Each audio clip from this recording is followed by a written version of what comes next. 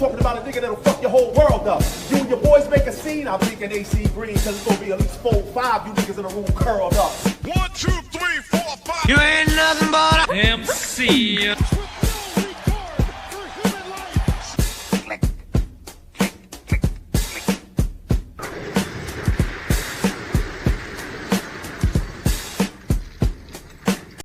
Welcome to another edition of The Buck Stops Here. I am your host, Hound Dog Buck 50, bringing you the latest in battle rap news. And I am the illest battle rapper in the game. But like I always say, this is not about me. In this episode, we're going to take a trip elsewhere. And we're going to talk about the latest controversy between D.L. Hughley and Professor Griff. Now, as I always say, I am your host, Hound Dog Buck 50, and today we're going to talk about the latest controversy between D.L. Hughley and Professor Griff. Now, for those of you that don't know who Professor Griff is, he's a longtime member of Public Enemy, a group that gained fame in the late 80s, early 90s during the golden era of hip-hop. Public Enemy was a group that was always on the cutting edge of race issues and things of that nature. And Professor Griff is a guy who that's his thing. You know, he tells you about the white man this, that, white man that. And I don't mean that in a derogatory way. I just mean that's what he does. So Nick Cannon was recently released from Viacom, a company that was behind Wildin' Out. And apparently they had the rights to Wildin' Out for an interview he did with Professor Griff last year that he released recently. And apparently, you know, Nick Cannon said some things about white people or Jews. I don't know what he said, but whatever he said, it got him in trouble with the Jewish community or whatever. So Viacom got mad. They broke ties with him. They have rights to the show. You know, Nick Cannon later apologized. I don't know what's going to come of that. D.L. Hughley was on Vlad TV. Vlad asked him about it. And D.L. basically said, you know, that Nick he can't play both sides.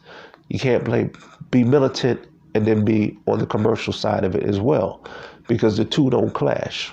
You got to either be over there or be over here. And he was basically saying, like, he should have known, like, when you bring somebody like Professor Griff on, that conversation is only going to go one way, because that's what Professor Griff do. And like I said, I'm not dissing Professor Griff. I'm just saying it is what it is. Professor Griff is the type of dude, you're not bringing him on your show to talk about what do you think about the new beats by these new rappers or the fashion. Professor Griff is strictly he's there to talk about the white folks, the Jews, peel back layers of whatever. That's what he do. Okay. So now, D.L. Hughley said, in a case like that, you know, Professor Griff, you know, you're so much larger than Professor Griff, and the stake's not worth the sizzle, something to that degree. So now you got black people on this side saying D.L. Hughley's a coon, and what he said was wrong, and he should have never sold out. He owes Griff an apology, all that. Okay, I'm keeping it 100% real with you. I've never been one of them people that's what you want to call woke, but I don't disrespect nobody that's on that. I more or less, I deal with what I know. I've encountered some white folks in my day that I felt wasn't nice to me, and I keep it at that. I don't get into, well, if it was Jews or all of that stuff. I just keep it like with what I know. But I can also say I've come across some white folk that was very good people, and I don't like to hold history against them. But that's me. That's how I do it.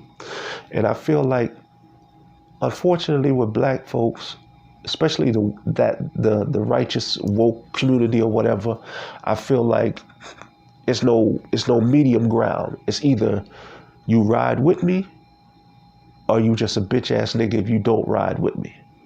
And I feel like sometimes we should be able to say, you know what? I don't agree with you on that, bro. but much respect. I still love you. We just don't see eye to eye on that. I can dig that, and we keep it pushing. I don't feel like D.L. Hughley dissed Professor Griff. He just told the truth. And some people don't want to, sometimes black folk don't want to hear the truth. They know what's true, but they don't want to hear the truth. And here's the thing. For those that want to make it about the white man, it's not just about the white man. Anytime you're in a situation, hell, if I'm working for Tyler Perry, don't you think I'm going to have to compromise? And what I mean compromise, in the sense that I'm not going to agree with every rule that he has, as far as this is how I run my business. But if I want to get my paycheck, I have to abide by the guidelines. Now, he may have a rule that says we only do 20-minute lunches. First thing you're thinking, who the hell takes a 20-minute lunch? But the nigga's paying me more than I ever got paid in my life. At that point, what do? Do I grit my teeth and be like, yeah, I'm cool with that? Or do I keep it real and say, hell, now you crazy. 20-minute break? Okay. I ain't gonna say no more. And that's a black man. So it's not just about the whole thing about the white man and bound. It's not just that, man. Anytime there's a hierarchy, you're gonna have to compromise with it if you want to exist in that world.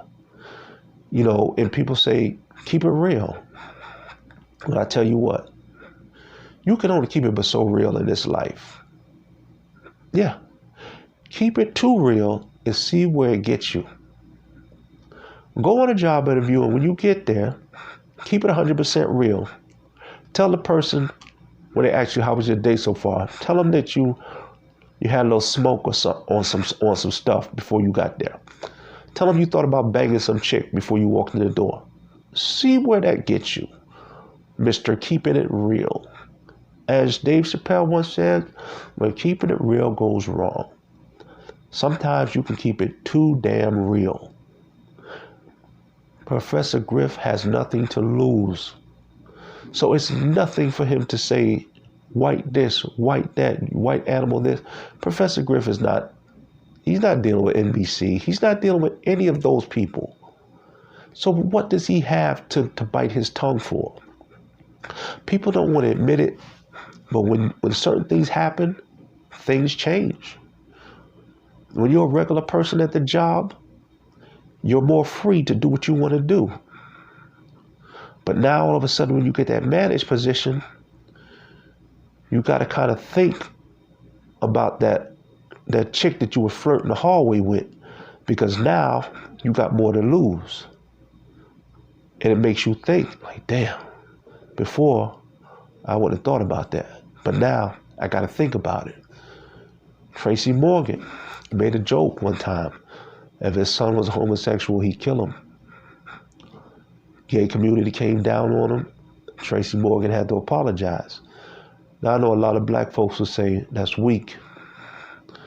Call it what you want, but you know what? Tracy Morgan worked for NBC at that time.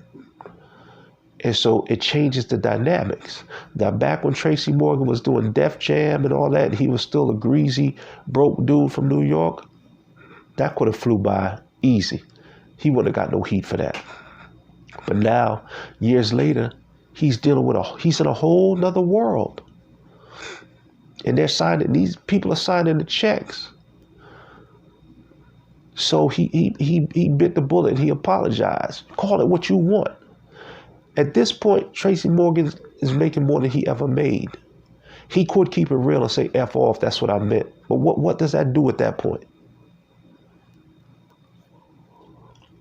It's just like people say, sometimes you gotta put yourself in that person's shoes to understand where they're coming from. If you don't got a job and you don't ever plan on working for corporate America, what is it for you to go on a tirade and disrespect all of corporate America?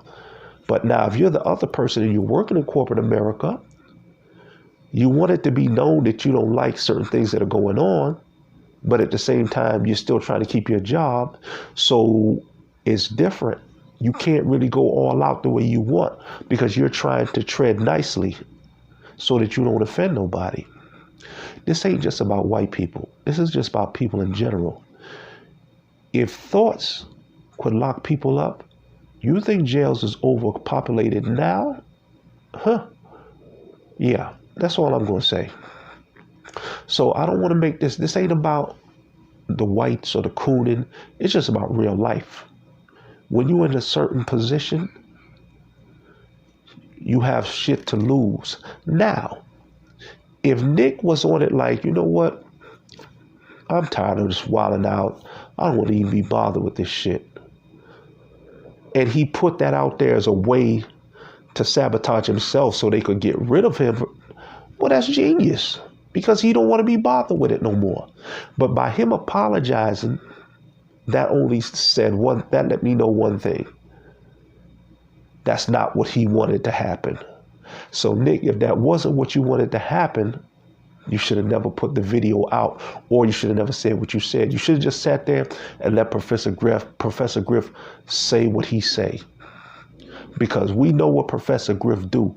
Professor Griff is not somebody you bring on your show to talk about the state of hip hop and what do you think about Drake and what do you think.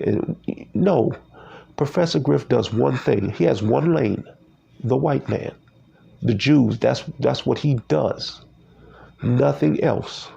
So you know when you bring him on there where that's going to go. Like DL said, I don't feel DL owes Professor Griff an apology. He said what he said, and I don't think he badmouthed Professor Griff. He was just basically saying Professor Griff ain't got nothing to lose. Nick, you got everything to lose. And judging by the way you responded, by apologizing, you want to keep what they tried to take from you. So let that be a lesson to you, my brother. Ain't nobody sitting here telling you to kiss nobody's behind. But if you want to keep what you got to be strategical. That's all. That's all D.L. Hughley was saying. There's a lot of people that I don't like. There's certain people at my job I don't like. But you think I'm just going to walk up to them and say, just these people in management, and be like, I don't like you. Why? Just so I can lose my job? I don't need to tell them that. I don't need to keep it that real.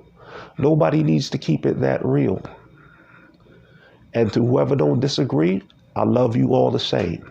Don't forget to like and subscribe. And peace, love, and whatever else you think of love.